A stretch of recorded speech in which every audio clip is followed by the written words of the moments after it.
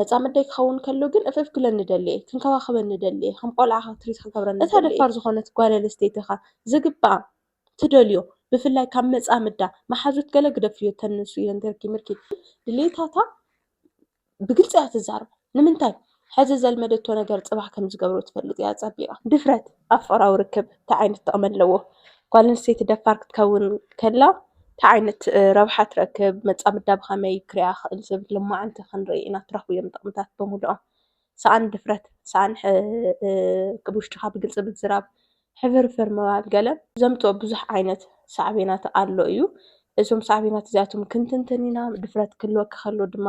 ወዲ ሰብ ብኸመይ ኣንግል ርኤኪ እንታይ ዓይነት ጓል እዮም ዝፈትው ገለ ዝብል ማለት እዩ ክሳብ መወዳእታ ሓቢርና ንፅንሓ ይኹን ነባራት ናተይ ተኸታተልቲ ከም ትልምዱ እንኳዕ ድሓን መጻኺ ብምባል ሓድሽቲ ኮይንከን ድማ እንኳዕ ድሓን መጻኺ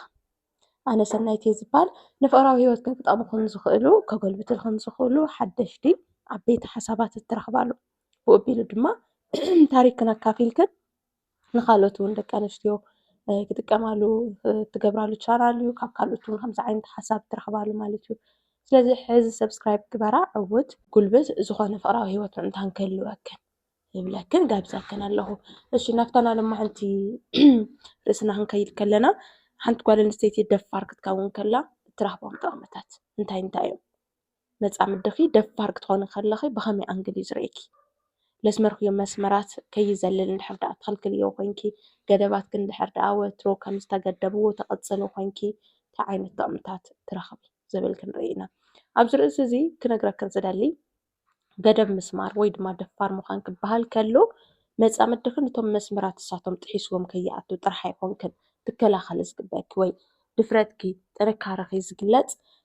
መጻምድኺ ወይ ካልኦት ሰባት ድንበርኪ ከይጥሕሱ ብምሕላው ጥራሕ ኣይኮነን ሓዛኒ ብዙሕ ግዜ ድንበራትና ዝጠሓሱ ብመጻምድና ኣይኮነ ወይ ብካልኦት ሰባት ኣይኮነ ብጎረቤትኪ ብመሓዛኺ ኣይኮነ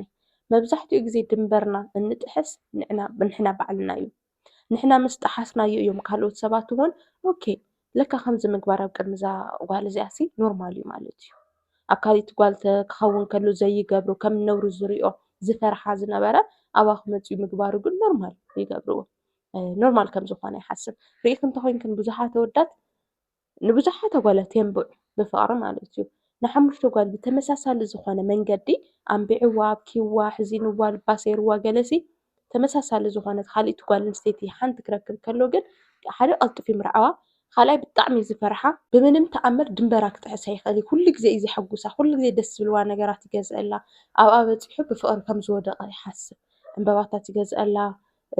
ዝተፈላለዩ ውህብቶታት የምፅአላ ይትረፍ ቺት ክገብረላ ይትረፍ ከምበዓ ንሳ እያ ሸኹርቲት እናበለቶ ትነበረና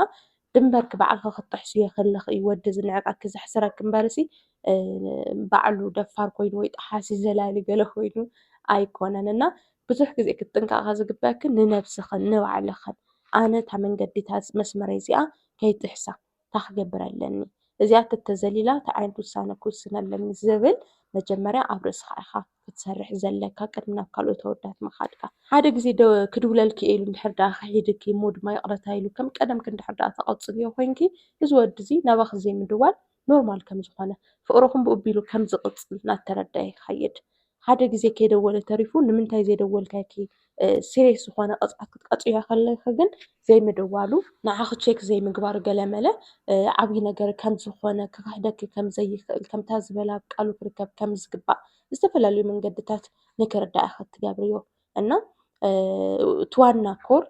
ባዕልኺ ኢኻ ባዕልኺ ትሕልዮ መስመር ክህልየኪ ከሎ ካልኦት ኣወዳት እውን ናትኪ መስመር የኽብርዎ ድፍረትኪ መጀመርያ ኣብ ልዕሊኺ ኣብ ባዕልኺ ክጅምር ከሎ ዝሐሸ ውፅኢት ትረኽብሉ ማለት እዩ ካሊእ ድማ ድፍረትኪ ከምፀልኺ ዝኽእል ጥቕሚ ደፋር ክትኾኒ ከለኺ ካብ ወዲ እንታይ ትረኽቢ ዝብል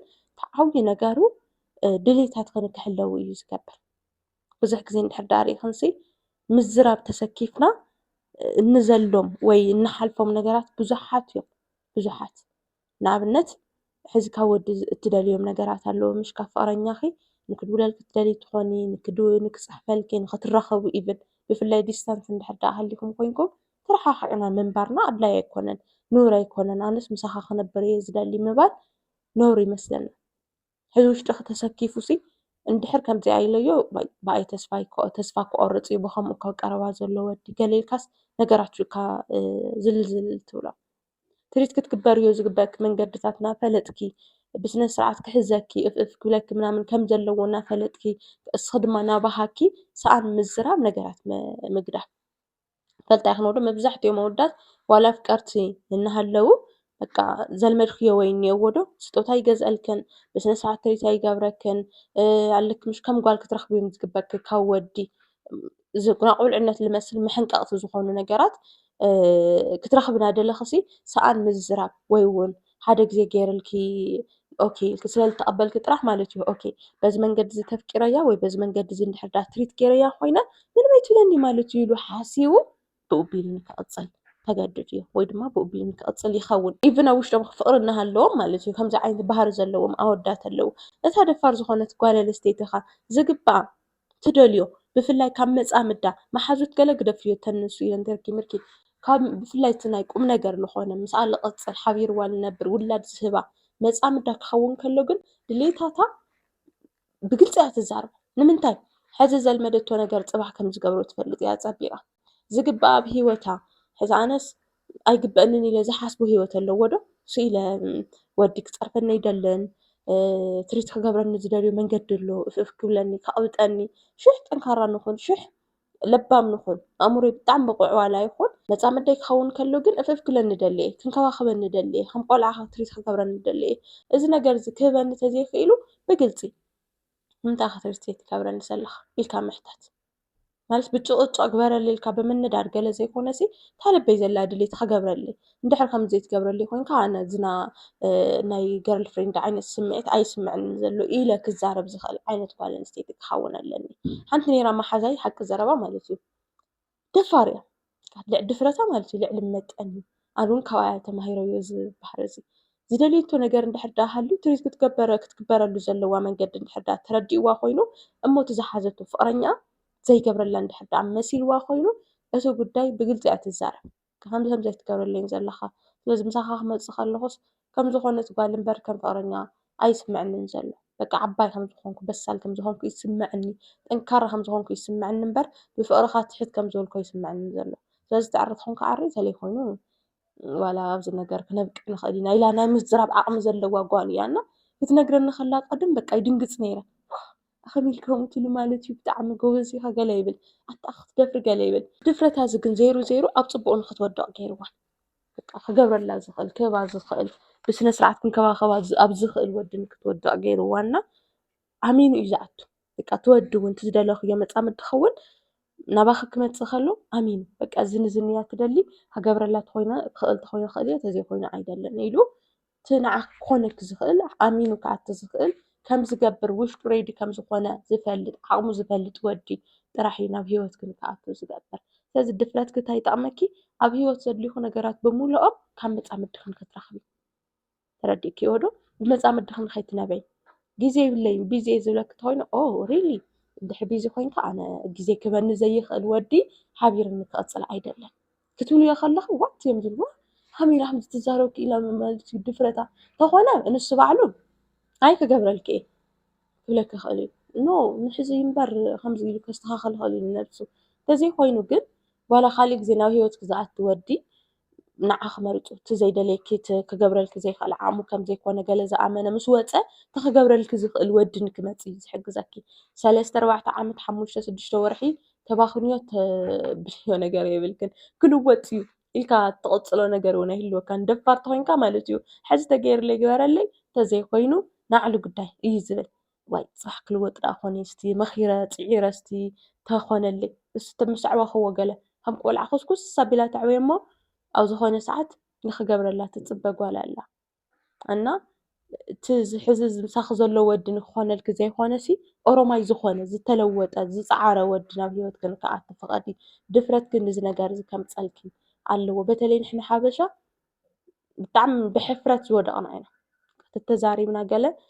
ዋህ ኩሉ ሰብ በቃ ዝፀርፋ እናተዓዛ ክትደፍር ገለ ዝብለኪ ይመስለኪ ንስኽን እትነብርዮ ሂወት እዚ ካሊእ ሰብ ከይብለኒ ኢልኪ ተሓፍርና ብድሕሪኡ ድማ ብዙሕ ዋጋ ንኽትከፍሊ ትኾኒ ዘይትፈትውዮ ወዲ ብሂወትክ ይኣቱ ንኽትልውጥዮ ትፅዕሪ እሱ ድማ ይልወጠልክን تعزع ጨውጫቃ ይብለኪ تعزع ጨውጭቃ ትውድዶ